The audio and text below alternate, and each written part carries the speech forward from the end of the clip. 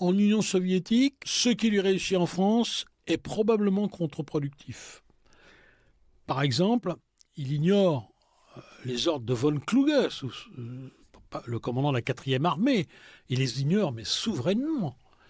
Là où on lui demande d'avancer jusqu'au Dniepr et de rien tenter, il traverse.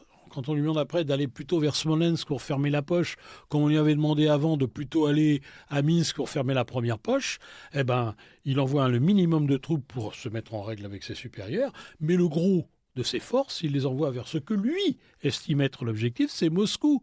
C'est comme ça que son groupe blindé va se retrouver absolument dispersé sur 350 km de front, avec des groupes de soviétiques qui circulent de tous les côtés, qui attaquent les convois. C'est une véritable pétaudière.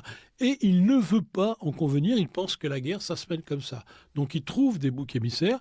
Les boucs émissaires, évidemment, ce sont les fantassins qui ne foutent rien dans cette guerre.